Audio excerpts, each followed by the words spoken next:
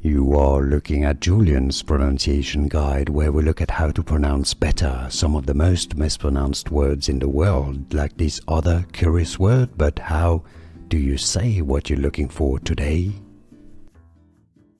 In British English, in the UK, this word can be said two different ways: either, neither, neither, or neither. Neither or neither, both are used in British English and both pronunciations are correct. And now you know. More videos for you here to learn more.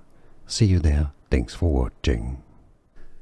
Here are more videos on how to pronounce more confusing words and names too many mispronounced. Like this video if you found it useful. I appreciate your support. I'll see you soon and thanks for watching.